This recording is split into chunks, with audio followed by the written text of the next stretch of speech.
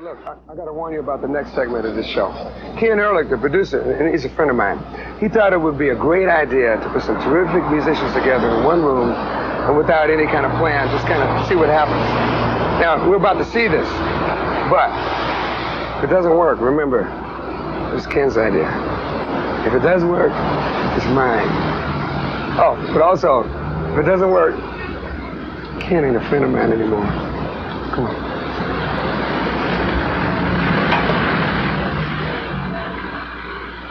I remember the first time I heard Joni.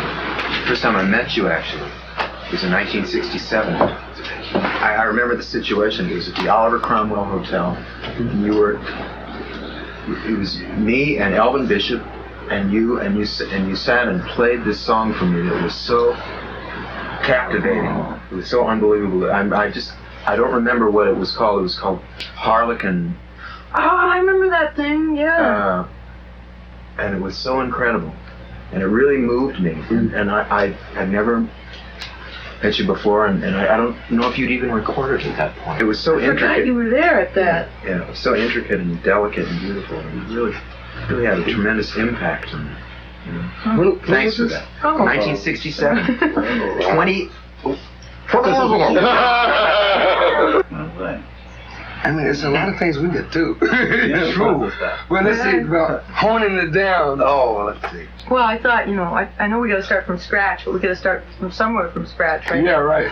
So you got to have a pen to scratch your finger. I like to set a song inside a song sometimes. Like it's like a throwback in a movie. So I was thinking, Furry Sings the Blues. I always had an idea to do that tune with Miles at some point. Matter of fact, I approached him during his locked up period. He wasn't going out to do it. It's a song that you could set up an atmosphere. Like in the last verse, it goes to the Darktown Society, come right out of the bricks at me like it's a Saturday night. Everybody's in their finery, dancing it up and making deals. Like this is Memphis set. This is like I'm walking down the street in Memphis in 1983, and you can feel the history oozing back from when was their heyday? That was like the 30s Prohibition, wasn't it? Yeah. When the street was active, and you could go into kind of you could. From that point of departure, using me as a narrator, then I could step out and you could take off into some kind of like more regular jazz version. Yeah. Hope everybody do it now. Next time you do nobody's going to play. Yeah.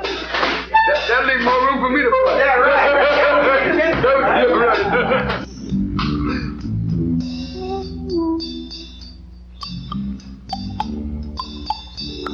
Pawn shops glitter like gold tooth caps. In the great decay they chew the last few dollars off for Beale Street's carcass. Carrion and Mercy, blue and silver sparkling drums, cheap guitars, ice sheets and guns, aimed at the hot blood of being no one. Down and out in Memphis, Tennessee, oh, Furry sings the blues. You bring him smoke and drink and he'll play for you. It's mostly muttering now, sideshow spiel. But there was one song he played I could really feel. Oh, Furry's got nobody. Oh, Furry's got nobody. The new daisy, the old girl silent across the street. She's silent, waiting for the record's beat, staring at her stolen name. Diamond boys and satin dolls, bourbon laughter, ghosts, history balls, the parking lots and the shopping malls. As they tear down old Beale Street, oh, Furry sings the blues. He points a bony finger at you and he says, I don't like you. Everybody laughs like it's Furry's standard joke, but it's true. We're only welcome for our drink and smoke.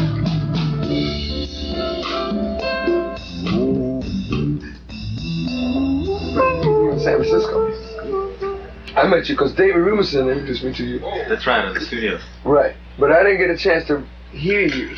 The first time we worked together was with George Benson's All Stars. Remember that? Oh, right. What I remember What about was that it, Saratoga or something? No, it was before that. But what I remember about that experience was I was like the new kid on the block. You know, everybody was veterans. I was just, sort of intimidated by being on the same stage with y'all. But I remember coming up to you and saying something like, when I go up to the mic and take my solo, don't be nice to me. Don't sort of let up on what you're doing. And I can remember the song that we were playing. I do remember that the moment I stepped up to the microphone, you put the music through a blender of some kind. It just changed it up so much,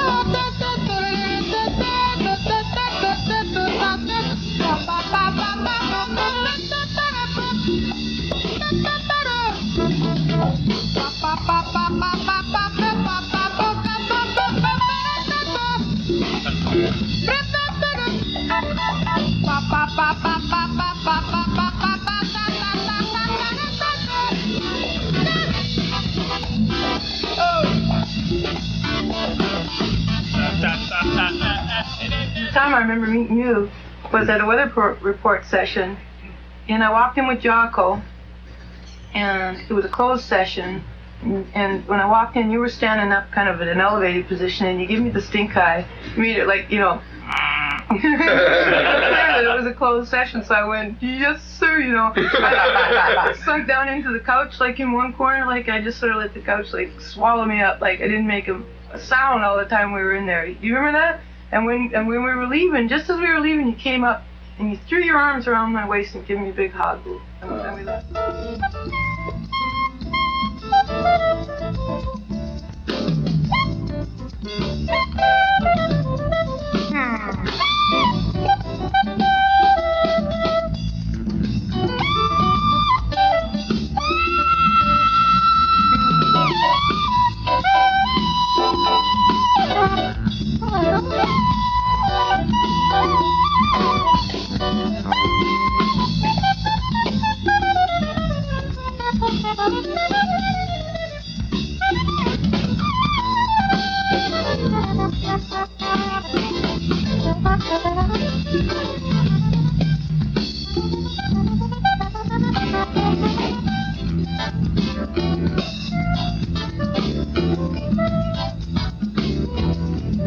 We played a concert opposite each other, I think in Baltimore?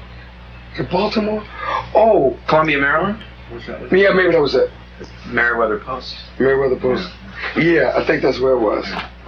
And you came on and played, and man, you played some fantastic stuff. It was, the way you built the choruses, they were, each time they got higher and higher and higher and higher, till it built to a frenzy. Well, the pressure was on. I knew you were there. Oh, you kidding?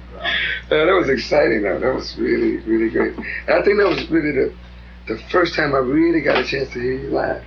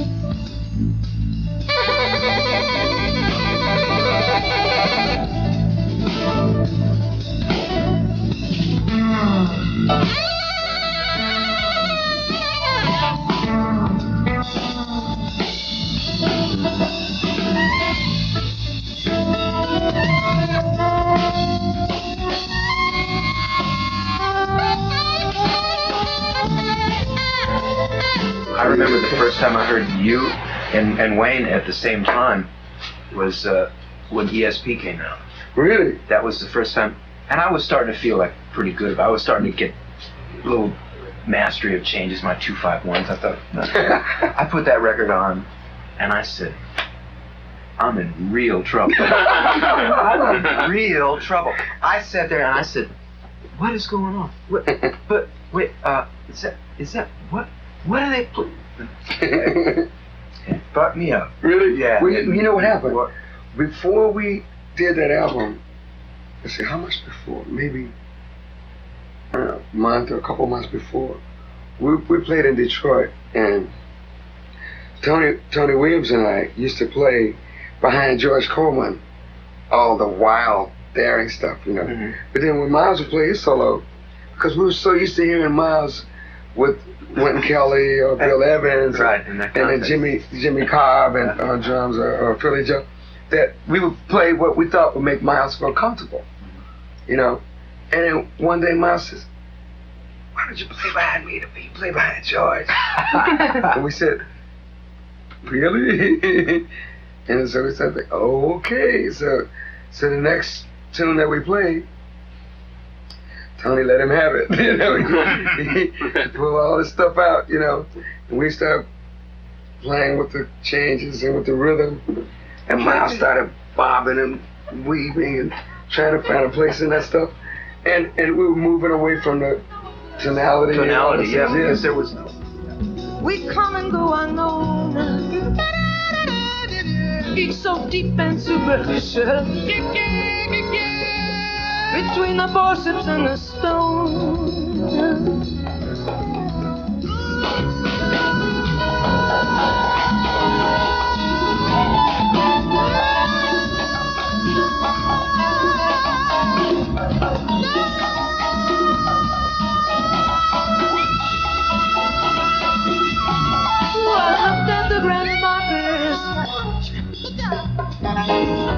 Tributes to finality, to eternity. Then I looked at myself here, seeking scratching for my immortality. In the church they light the candles, the wax rolled down like tears. There is the hope and the hopelessness I've witnessed all these years. We're just particles of change, I know, orbiting around the sun. How can I have that point of view? Always bound and tied to someone. White flags of winter chimneys, wave of truce against the moon, in the mirrors of a modern bank, from the window of my hotel room.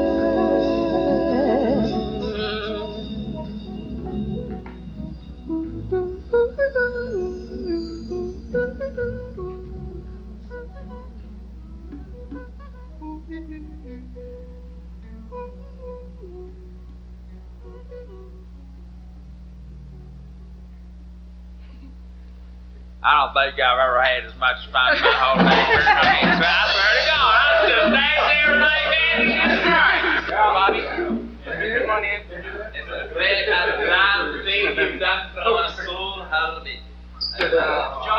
Joni? Yeah. Can we get you across there? Hey, man. I see you.